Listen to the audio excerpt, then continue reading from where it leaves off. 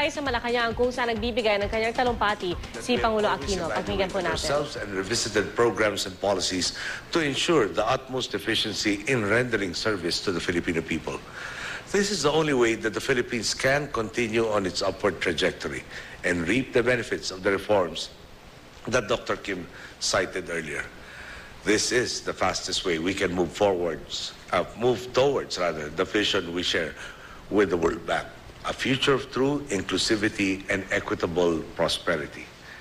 The first status quo we had to disrupt was that of government trapped in a vicious cycle of inefficiency and corruption, where the budget was full of leaks, allowing unscrupulous officials to steal money from the Filipino people.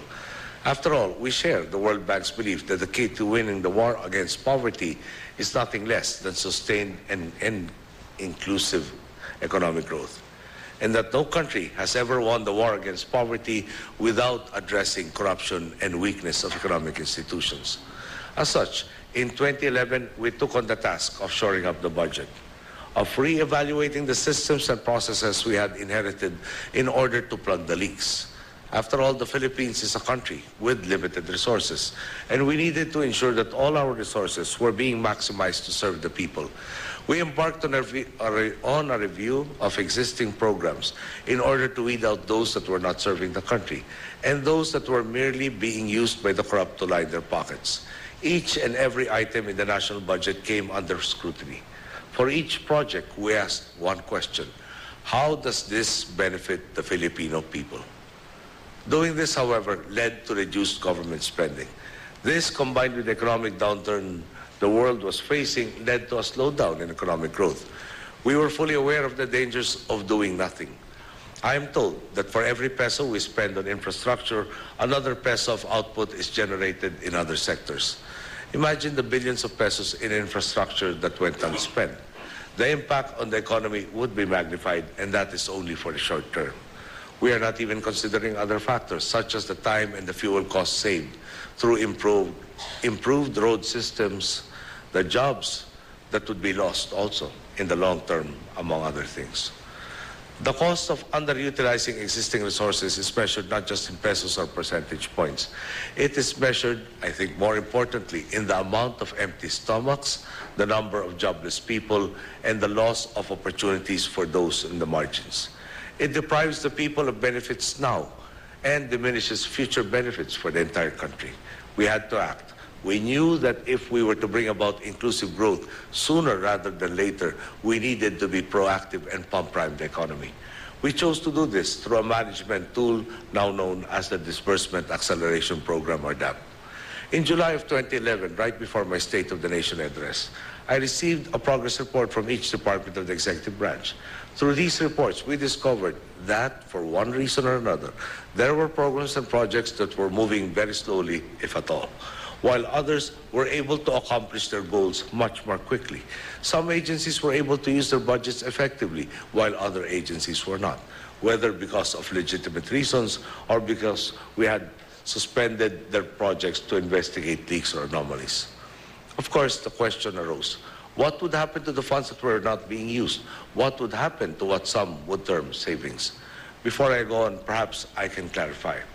And I said this yesterday, but in any household, savings are always good. They can be kept for a rainy day or for an emergency. In government, however, savings are almost always bad.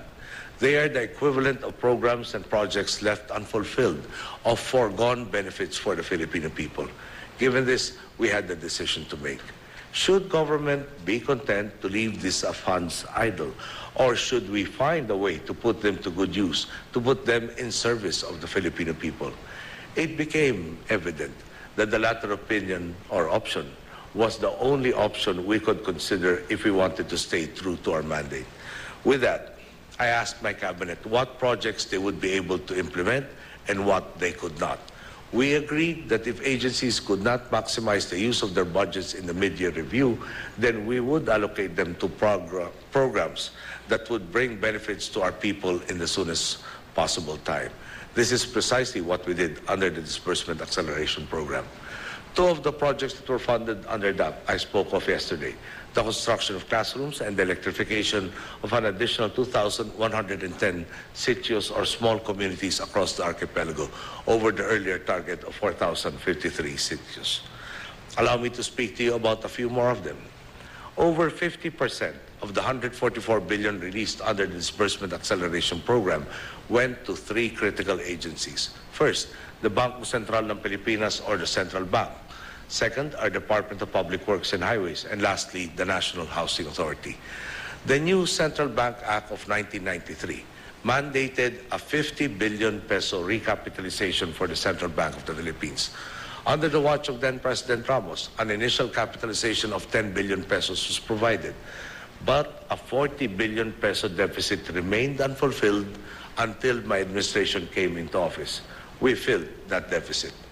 10 billion pesos under the General Appropriations Act and the remaining 30 billion pesos under the Disbursement Acceleration Program. This has empowered our central bank to perform its functions fully for the benefit of our economy. Of course, under the able stewardship of Governor Tetanco, we had very high confidence that this would all be achieved.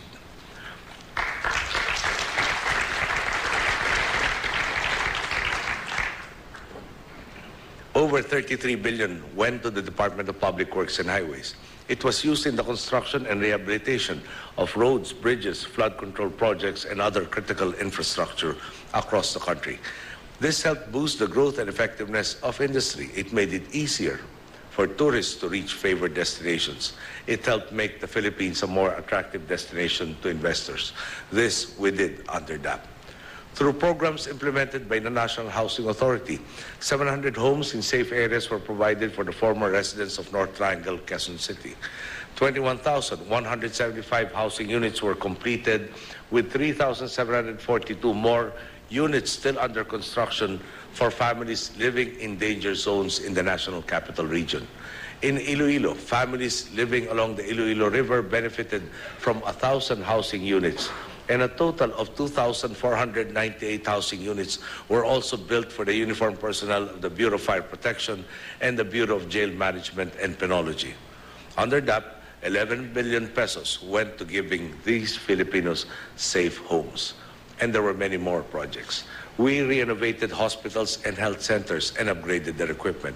We hired nurses and midwives and deployed them to areas where they were most needed. We expanded the coverage of our flagship conditional cash transfer program. We bolstered livelihood projects, preserved key tourism and heritage sites, and strengthened our weather forecasting abilities. We also improved the facilities of state universities and colleges and empowered our youth to join the workforce through the Training for Work Scholarship Program. Under DAP, we were also able to completely settle a debt that past administrations had incurred.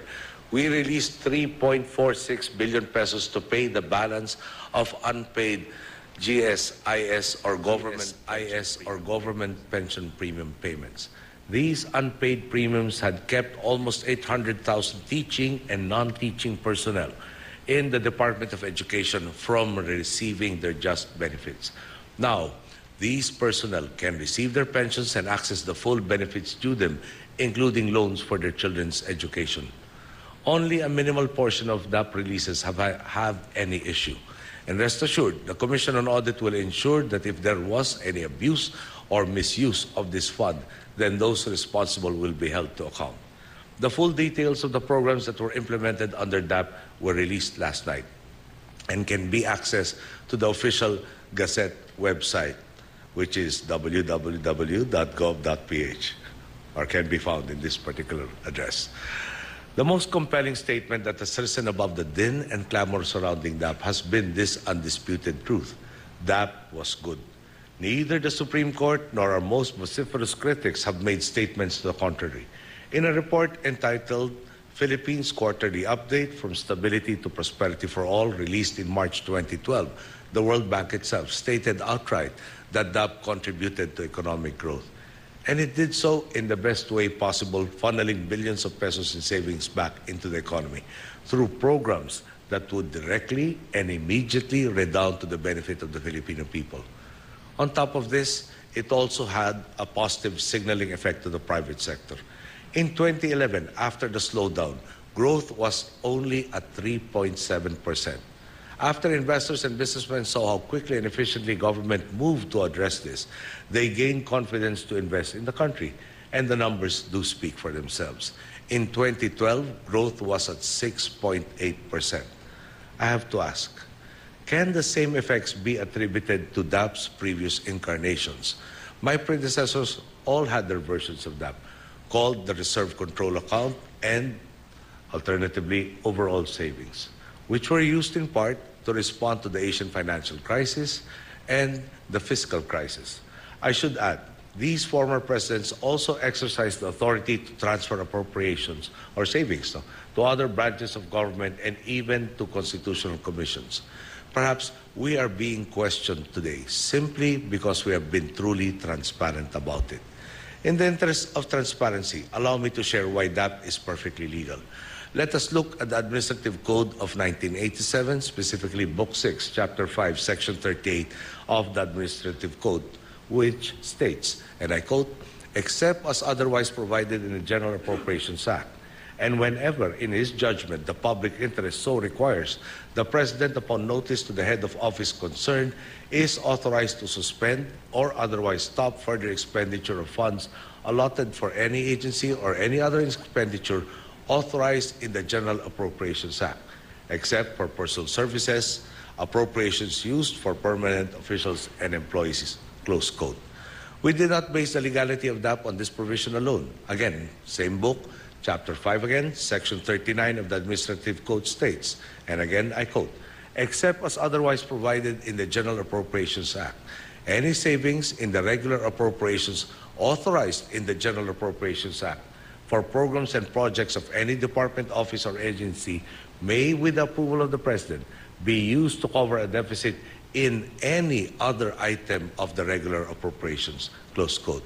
Furthermore, Book 6 again, Chapter 5, Section 49 of the same Administrative Code states in part, and I quote, "Savings in the appropriations provided in the General Appropriations Act may be used for the settlement of the following obligations incurred during a current fiscal year or previous fiscal years, as may be approved by the Secretary in accordance with rules and procedures as may be approved by the President." Subsection 9 states, "Priority activities that will promote the economic well-being of the nation, including food production, agrarian reform, energy development, disaster relief, and rehabilitation." Subsection 10, "Repair, improvement, and renovation of government buildings and infrastructure and other capital assets damaged by natural calamities," close quote. At first, we were bewildered by the decision of the Supreme Court. They said that DAP was a policy well within our rights to implement, and more importantly, that it did good. What is the logic of saying that DAP redounded to a lot of good, but in the same breath saying that as a method it was bad? From their point of view, we can understand why the Supreme Court declared certain portions of DAP unconstitutional. After all, they did not so much as look at the Administrative Code of 1987, which I should add is still constitutional in its entirety. The Supreme Court decision is deeply unsettling, not only because our honorable justices failed to take into consideration all our legal basis for that, but also, and more importantly, because the ruling will have a chilling effect on our economy and consequently on millions of Filipinos. For instance, following the Supreme Court ruling, ARM Governor Mujib Hataman made the difficult decision to suspend the implementation of all projects implemented under DAP. These projects include health centers, agricultural facilities, and other social services that would have redounded to the benefit of the region, which has, as you all know, battled inequality and poverty for the longest time. Governor Hataman was exercising prudence, which is only right. Excuse me. At the same time, the situation in ARM reflects the potentially devastating effect that the Supreme Court decision will have across the Philippines. Out of prudence, I've ordered the suspension of programs and projects funded under DAP. With their decision, it seems as if no government official can be confident in bidding out programs and projects when the threat of a lawsuit hangs over their heads.